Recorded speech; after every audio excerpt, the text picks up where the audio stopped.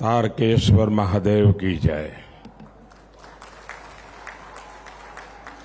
तारक बम बोल बम।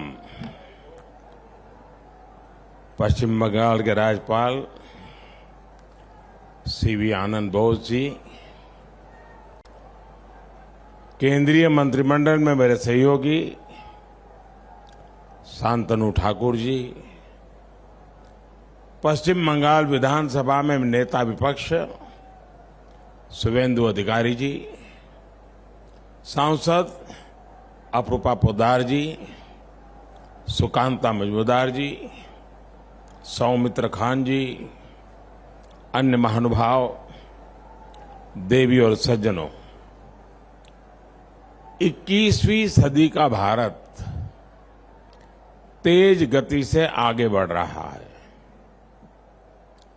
हम सभी ने मिलकर 2047 तक विकसित भारत बनाने का लक्ष्य तय किया है। देश का गरीब, किसान, महिला और युवा ये देश की प्राथमिकता है। हमने निरंतर गरीब कल्याण से जुड़े कदम उठाए हैं, जिसका परिणाम आज दुनिया देख रही है। बीते 10 वर्षों में देश के 25 करोड़ लोग गरीबी से बाहर निकले हैं। ये दिखाता है कि हमारी सरकार की दिशा सही है, नीतियां सही है, निर्णय सही है और उसका मूल कारण नीयत सही है। साथियों, आज यहां पश्चिम बंगाल के विकास के लिए 7,000 करोड़ रुपए से ज्यादा के प्रोजेक्ट, उसका उद्घाटन और शिलान्यास हुआ है।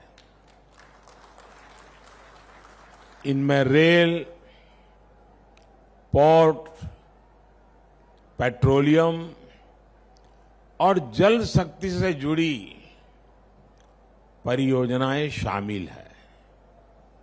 हमारा प्रयास है कि पश्चिम बंगाल में रेलवे का आधुनिकीकरण उसी रफ्तार से हो जैसे देश के दूसरे हिस्सों में हो रहा है। आज जिन परियोजनाओं का लोकार्पण हुआ है, उनमें जाड़ग्राम सलगाजरी तीसरी लाइन से रेल परिवहन और बेहतर होगा। इससे क्षेत्र के उद्योगों और पर्यटन को बढ़ावा मिलेगा। सौंडलिया, चंपापुकुर और डानकुनी भट्टनगर बाल्टीकुटी रेल रूट, इस पर दोहरीकरण भी किया गया है। इससे उस रूट पर ट्रेनों की आवाजाही बेहतर होगी। भविष्य की जरूरतों को ध्यान में रखकर श्यामा प्रसाद मुखर्जी पोर्ट और इससे जुड़ी 3 और योजनाओं का विस्तार किया जा रहा है। इस पर भी केंद्र सरकार 1,000 करोड़ रुपए से ज्यादा खर्च करने जा रही है। साथियों, भारत ने दुनिया को दिखाया कि पर्यावरण के साथ तालमेल बिठाकर विकास कैसे किया जा सकता है।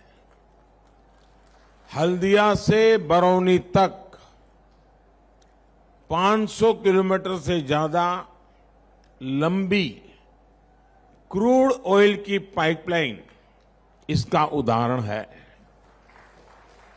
इसके जरिए क्रूड ऑयल को 4 राज्यों बिहार, झारखंड, ओडिशा और पश्चिम बंगाल से होते हुए 3 अलग अलग रिफाइनरी तक पहुंचाया जाएगा। इससे खर्च भी कम होगा और पर्यावरण सुरक्षा से जुड़ी चिंताएं भी कम होगी।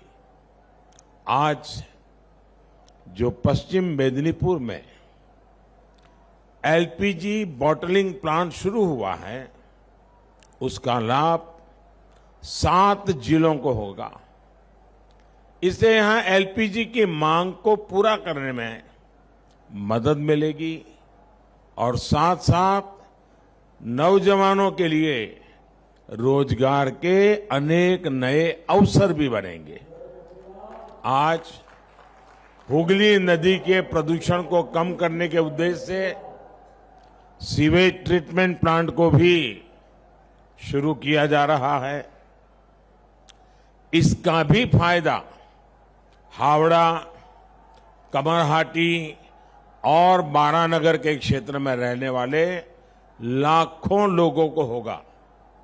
साथियों, किसी भी राज्य में इंफ्रास्ट्रक्चर का एक प्रोजेक्ट शुरू होता है तो वहां के लोगों के लिए आगे बढ़ने के कई रास्ते तैयार हो जाते हैं। भारत सरकार ने इस साल पश्चिम बंगाल में रेलवे के विकास के लिए 13,000 करोड़ रुपए से ज्यादा का बजट दिया है। 13,000 करोड़।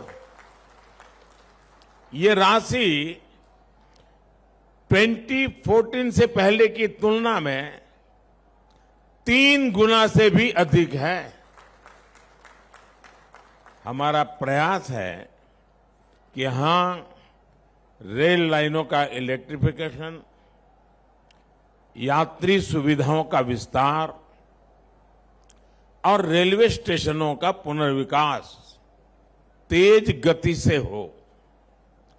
पिछले 10 वर्षों में पश्चिम बंगाल में वर्षों से रुके पड़े कई रेलवे प्रोजेक्ट पूरे हुए हैं। 10 साल में बंगाल के 3,000 किलोमीटर से ज्यादा रेलवे ट्रैक का इलेक्ट्रिफिकेशन किया गया है। अमृत भारत स्टेशन योजना के तहत पश्चिम बंगाल के करीब करीब 100 रेलवे स्टेशन, आप कल्पना कीजिए, एक साथ 100 रेलवे स्टेशन का पुनर्विकास किया जा रहा है। तारकेश्वर रेलवे स्टेशन को भी अमृत स्टेशन के रूप में विकसित किया गया है। पिछले 10 वर्षों में पश्चिम बंगाल में 150 से ज्यादा नई ट्रेन सेवाएं शुरू की गई है। 5 नई वंदे भारत एक्सप्रेस बंगाल के लोगों को रेल यात्रा का बिल्कुल नया अनुभव करा रही है। साथियों, मुझे विश्वास है कि पश्चिम बंगाल के लोगों के सहयोग से हम विकसित भारत का संकल्प भी पूरा करेंगे। एक बार फिर बंगाल के लोगों को आज की परियोजनाओं के लिए मैं बहुत बहुत बधाई देता हूं।